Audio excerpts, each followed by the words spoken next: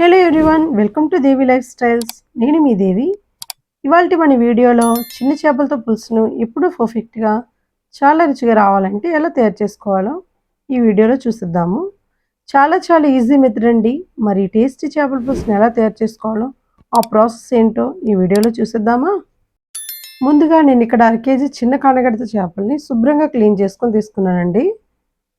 చేపల్లో 1 table spoon కారం, పావు టేబుల్ స్పూన్ పసుపు పొడి వేసుకొని మొత్తం కలిసేటట్టుగా కలుపుకొని వీటిని అరగంట పాటు పక్కన పెట్టుకొని మ్యారినేట్ చేసుకోవాలి.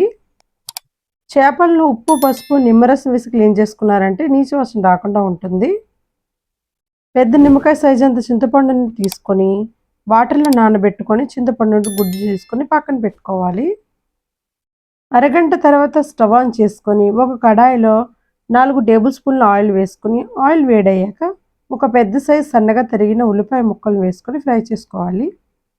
6 తరిగిన పచ్చిమిర్చి ముక్కలను గుప్పెడు కరివేపాకు వేసుకొని ఫ్రై చేసుకోవాలి. ఉల్లిపాయలు లైట్ గోల్డెన్ కలర్ వచ్చేంత వరకు మంటను మీడియం ఫ్లేమ్లో పెట్టుకొని 3 నిమిషాల పాటు కుక్ చేసుకుందాం. ఉల్లిపాయ ముక్కలు ఈ విధంగా ఫ్రై అయ్యాక ఒక పెద్ద సైజు టమోటాను ఈ విధంగా ముక్కలు కట్ చేసుకొని వేసుకొని టమోటో మెత్తగా అయ్యేంత వరకు వేయించుకోవాలి. టొమాటో ముక్కలు బాగా వేగి నూనె పైకి తేలేంత వరకు వేయించుకున్నాక 1 టేబుల్ స్పూన్ అల్లం వెల్లుల్లి పేస్ట్ వేసుకొని పచ్చివాసన పోయేంత వరకు వేయించుకోవాలి. ఈ పేస్ట్ అడుగంటకుండా ఈ విధంగా కలుపుతూ ఫ్రై చేసుకోవాలి. ఇందులో 2 టేబుల్ స్పూన్ల కారం వేసుకొని బాగా కలుపుకోవాలి. ఇలా కలుపుకున్నాక మనం 1 table spoon salt, 1/2 table spoon జీలకర్ర పొడి, 1/2 టేబుల్ స్పూన్ ధనియాల పొడి వేసుకొని ఈ పొడులను బాగా ఫ్రై అయ్యేంత వరకు మంటను లో ఫ్లేమ్లో పెట్టుకొని 1 నిమిషం పాటు వేయించుకోవాలి. ఇప్పుడు మనం నానబెట్టిన చింతపండు నుండి తీసిన రసం వేసుకొని బాగా కలుపుకోవాలి. పులుసు చిక్కగా కావాలనుకునేవారు వాటర్ యాడ్ చేసుకోవాల్సిన అవసరం లేదు, ఈ వాటర్ సరిపోతుంది. పులుసు కొంచెం పల్చగా కావాలనుకునే వాళ్ళు ఒక బౌల్ వాటర్ని యాడ్ చేసుకోండి. ఈ పులుసుని 5 నిమిషాల పాటు మరిగించుకోవాలి. ఇలా మరిగించుకున్నాక మనం మ్యారినేట్ చేసి పెట్టుకున్న చేపల్లో ఒక్కొక్కటిగా వేసుకొని మొత్తం అంతా కలిసేలా ఈ విధంగా ఒక్కసారి కలుపుకోవాలి.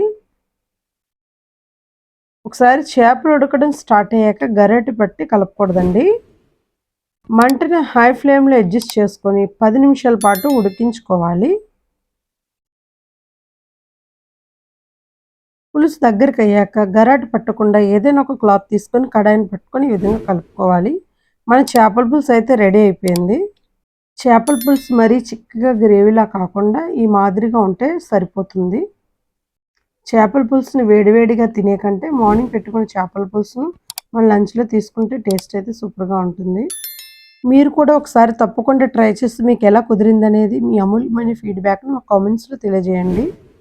ఈ వీడియో కనుక మీకు నచ్చినట్లయితే ఒక లైక్ చేయండి, మీ ఫ్రెండ్స్ అండ్ ఫ్యామిలీ మెంబర్స్కి షేర్ చేయండి. మరిన్ని లేటెస్ట్ అప్డేట్స్ పొందడం కోసం మన ఛానల్ని సబ్స్క్రైబ్ చేసుకోండి.